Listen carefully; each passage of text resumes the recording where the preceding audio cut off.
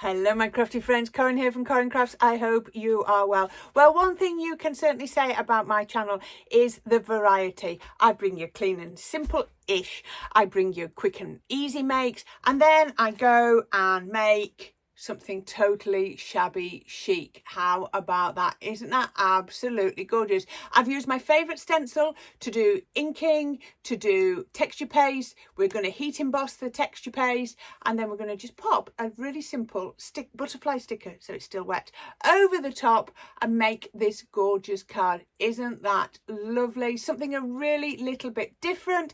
I'm going to show you now how I made it. You know, it's going to be a good card when I've got my favourite stencil out. Yeah, I absolutely love this one, and I won't apologise. You see it on so many projects. I just love using it. I always see that's like water, you know, like coming out of an elephant's trunk, you know, the cartoon, like the water droplets. That's how I always see it. I don't know how you envisage this, but it's one of my all-time favourites, and it appears on so many projects. So it's going to be a good card. I've got a topper here. It's just a piece of multi-purpose card, and I've cut it to 4 1/4 by 5 inches. Now my finished card is going to be 5 1/4 by 6 inches.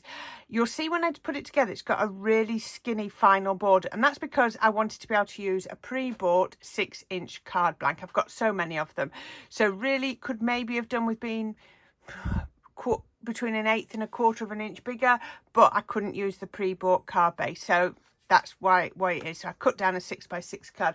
Don't apologise for ever doing things like that. It's about using your stash. So if you can find a way to use your stash, and I've got a stash of 6 by 6s, then that's what I'm going to do. So let's put that to one side and see how we're going to use this stencil. Now we're going to use this stencil in a couple of different ways. So I'm going to pop it onto my card. I'm just going to say, right, that way. Just like that. Let's come a little bit more like, I don't know, just like that. And then I'm going to get some ink. So I'm going to start with pink tulip. So let me get my dauber out, or blending brush. Pink tulip. It's quite a pale one, but that's absolutely fine. And I'm going to make sure I've not got mucky fingers. And I'm just going to put a bit of this onto here.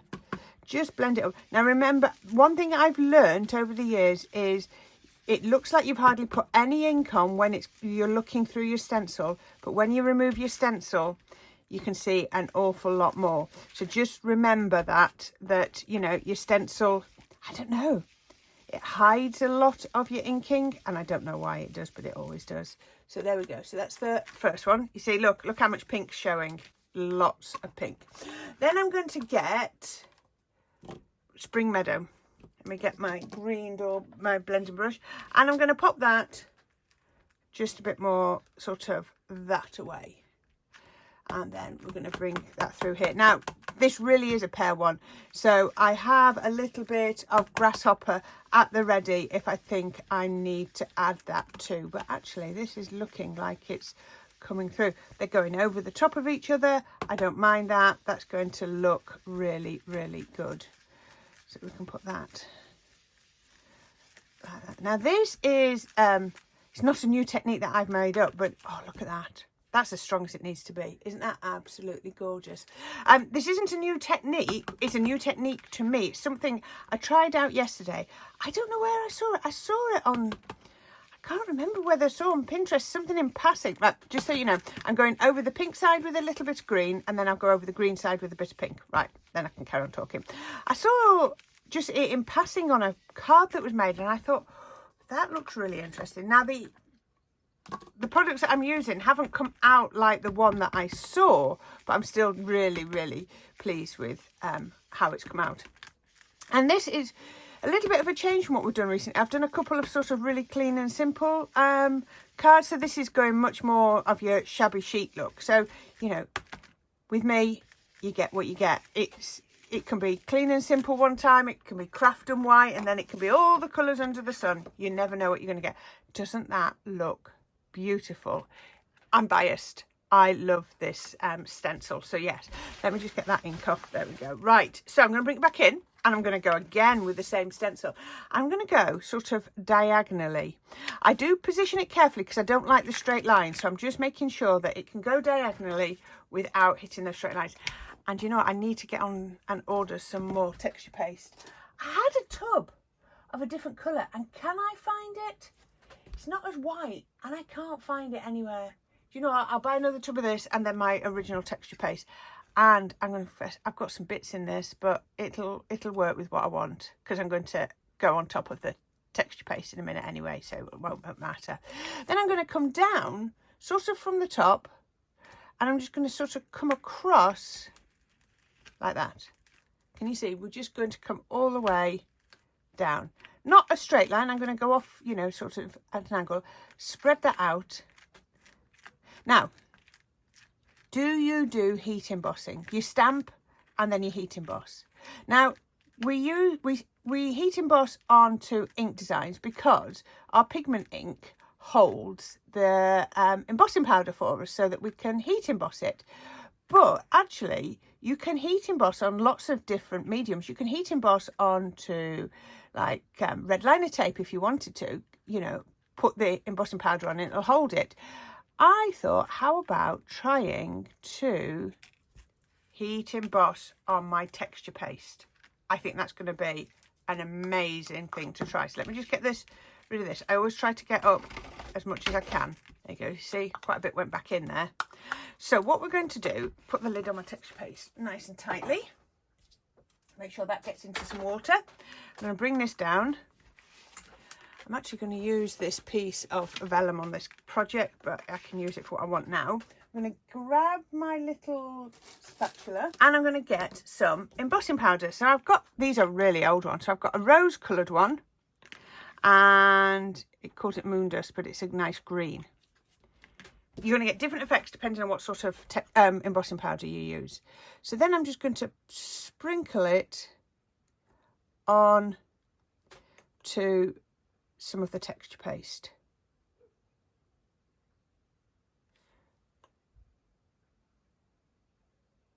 Just like that. I might just put a little bit more on here. I think what I might do, I didn't do before, I'm just going to give it a little bit of a tap down, because this is quite a dry texture paste. I'm not tapping it so it changes the shape of my texture paste, and then I'm just going to drop that onto my vellum. And can you see? Right, I think I need a little bit of a brush just to brush off the worst of the excess. You see, if you tap like I've just done then, a lot of it comes off. So you've got to find the happy medium between putting it on and taking it off. And there is a fine balance.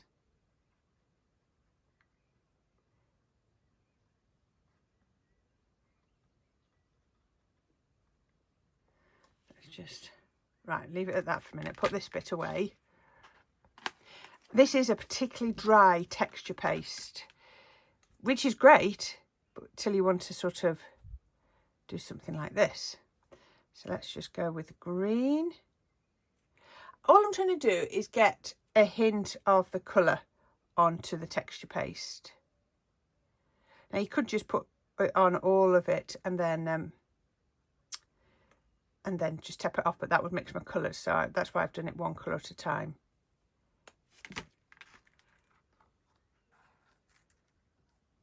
Again, it's another one of trust the process. So just brush off the worst of the excess, not the worst, the excess, you know what I mean.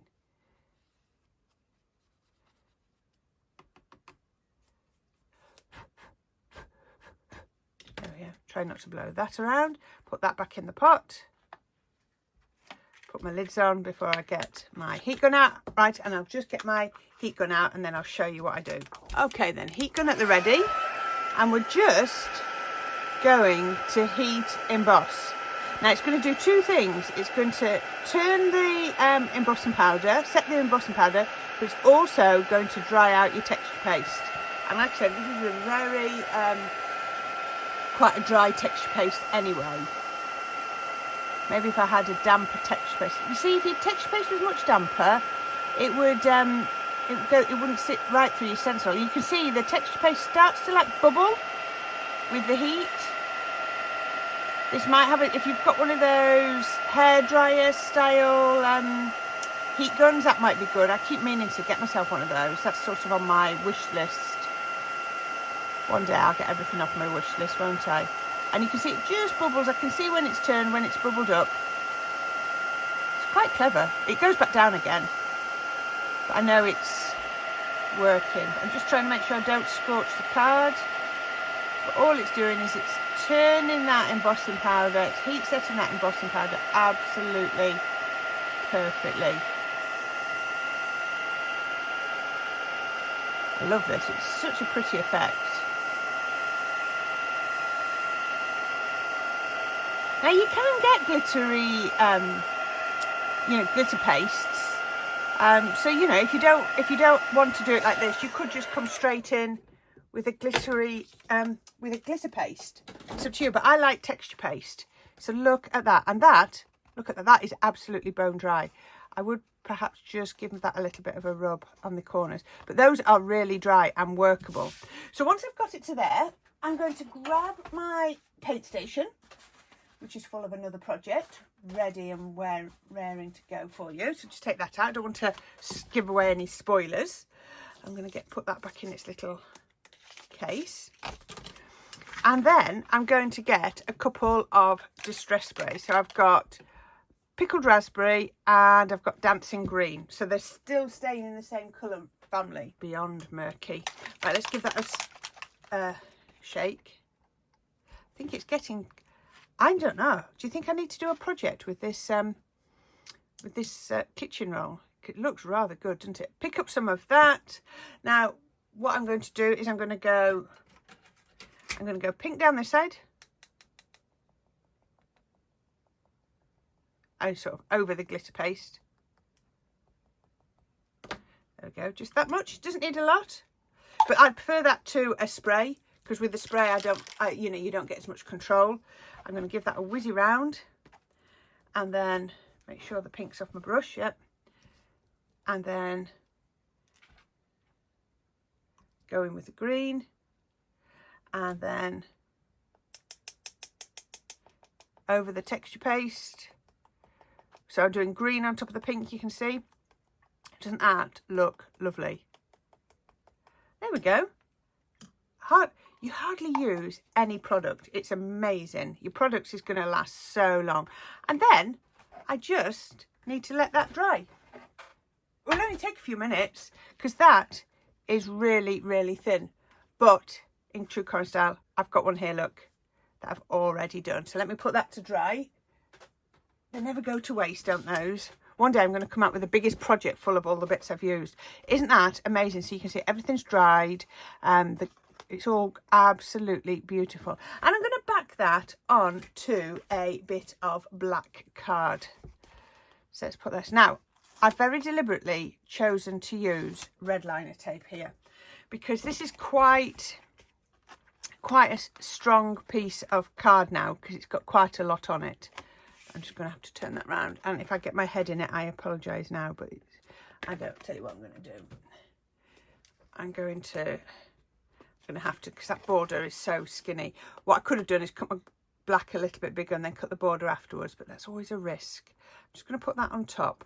So once it's on and I press, it's going to, it'll catch the red liner. But in the meantime, the glue, ooh, that's a bit tight, isn't it? Not sure if that size, oh, we'll have to go with it. Okay. That wasn't quite how I expected it to look, but we'll be fine. We'll be fine. Right, so there we have our gorgeous design backed onto some black. Now, the next thing I'm going to do is I put foam tape on the back of here. And what I've done is I've just gone round with my black marker pen, but I made a mistake and I put it onto my card base. So it's actually marked my card base, but you see, once that's on, it'll all be hidden, so I'm fine. So my card base, as I said, was a 6-inch card, which I've trimmed down, and I put some pink on and then some white, and then I messed up and I let the black touch. So you can see on there, look, I've just gone round the edges. You can see it on the release tape, can't you, where the black has gone. It's just to sort of hide some of the whiteness. I just think it looks better. It takes away some of that glare, but I put it, when you put white foam tape onto black. It's just my preference. If you don't want to, then don't do that. But if you do that, then please don't put it straight down onto your card base while the black marker pen is still wet. So card base go that way. I want it to go diagonally up. So we can then pop that on to there. And how does that look? Really pretty, isn't it? Now, I've got a piece of napkin again. You've seen me do so many projects with napkins. So all I want to do with this is just a random piece, but I thought the colours really worked. So as always, we're going to separate the layers because I want it a lot thinner, which is not always that easy. I can see where it's separated there. There we go. And then I'm just going to wet it because I want the frayed edges just like that. Now this is where it gets a little bit tricky because we're going to go quite fine. So that's the first one there. And then I'm going to move my bin. Then I'm going to get another one and I'm just going, I don't want it straight, but I'm just going to come down a little bit more here. And then we're going to pull that. Now, I've got some that I've already done that I've let dry, and I think that's quite important. So I've just cut off, you've got a piece there, look. That actually isn't too bad. But I've got a few more pieces, and these have dried, look. You can see it's that bit there. What else have I got? I've got another piece here. And I love how they're all sort of scrundled up and scrunched up. So this is just another way that you can use your napkins on your projects. And what I'm going to do is I'm going to pop these up the card, up the edge, just to add a little bit more interest. So how am I going to do this? I haven't quite decided. Let me get my mats, which isn't very clean. Let's turn my mat over, I think. And I'm going to put a little bit of PVA on, just like that. Then I'm going to get, now would it be easier? I'll see if I can get some PVA onto the back side of this. Yes, it's going on there. Not that easy. I know I've used napkin glue before, but I want to show you that your PVA works just as well. Just so people can see that you can use whatever you've got. So just wet that. Can you still see where I'm going yet? And then I'm going to lift that up. I'm going to pop it down over my card. I'm going to get another piece. Make sure I'm on the back. And I love, by taking off that backing, so it's only 1 ply instead of 2 ply, means it's a lot more, it looks thinner on the project, and it's not as, to make such a big impact. I mean, that sounds a bit silly, but sometimes you don't want it to be too overpowering, do you? I think overpowering is a better word. Don't worry about it coming off the edges and not always going up to the edges. It's fine. And then let's just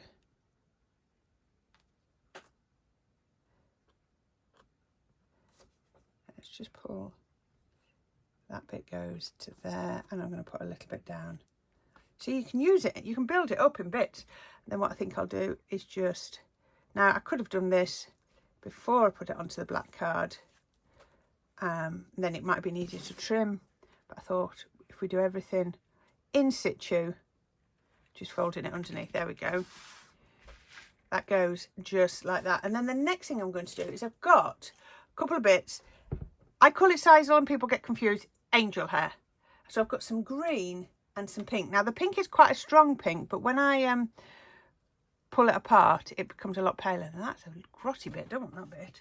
And we're going to pop that along the card just there. I'm not going to pin it down, but that's going to go just there. So I'm just going to move this out of the way. And then I'm going to show you, I've got some butterfly stickers, and I think these are really pretty. And I've got one, and I've popped it onto some vellum, and I'm going to show you how I did that. So I'm going to get a piece of vellum, just a scrap of vellum, and I'm just going to grab this back. So remember I put my measurements on here. I'm going to pop a little piece of red liner. Now the first time I had these stickers, I could not separate the top from the base, you know, the carrier, it just wasn't happening. Was not happening. I've just moved, I've got some glue on there, I'm mindful of that. So I found that if I put some red liner or any other sort of, it needs to be a dry adhesive, finger lift tape, whatever you want to do, onto there. Then I put the edge of my sticker on, right onto the edge, burnish it down. And then all I need to do is I come into there, look, straight up, straight lifted up. So it's left the backing down, which you can take off if you want to. It's left me with a lovely sticker. Now my sticker could go on, but it was a bit too transparent. So I thought if I popped it on to some vellum, I can then cut round it, which is what I've done here. And I just get a little bit, oops, a little bit of extra sort of coverage or, you know, thickness to it. So what I want to do is I want to bend that. It's also going to help me to bend, and it also means that the whole sticker doesn't stick down because I didn't want it flat. Aren't these pretty? So pretty. I did wonder about putting 2 of them on, but we'll see in a minute. So let's just give it a little bit of shape. So I'm going to come back with my sisal, or angel hair, sorry, I should say, and I'm going to just pop it there, and this is going to go just there. So I think I might go with a little bit of 3D glue, and I'm going to pop that across there. So that's going to hold down my angel hair. Then it's going to hold down my sticker. That's just going to take a little bit of time to dry. Now, I'm not going to have it dry enough yet, but I want to show you. I then stamped out a sentiment. I stamped it with pink ink and black, and I think the pink is a little bit too insipid, so I'm going to use the black one. I can use the pink on another project. I often will print more than one sentiment and then just see what I think. And then a little bit of 3D glue again, plenty on there so that it can go across here, and that will go over there. Flat back pearls, I knew what I meant. And then I can pop a couple on here. Those are too big. I end up with sheets of the larger ones left because I always want the smaller ones, but never mind. There we go. It's a little bit more, what's the word, journal-y than my normal cards, but I thought it sort of fell into the shabby chic range. Now all I would do then is, I think I'll get my bigger scissors, all I would do is, you can keep this coming off as much as you want, but I would just give it a little bit of a trim just to have it how I want it, and I don't want loops. There we go. And that is it. It's a case of digging into my craft stash, seeing what I've got, going in with the sort of shabby chic look, but then adding the sticker. Now, if you don't want to do that, you could make your own butterfly and put that on instead. But I just love that. I love the strong colours of the napkin. I love this. So this is embossing powder on top of texture paste, but the same stenciling in the background. Isn't that really, really pretty? Again, a little bit different. Hope you like it. I really like it.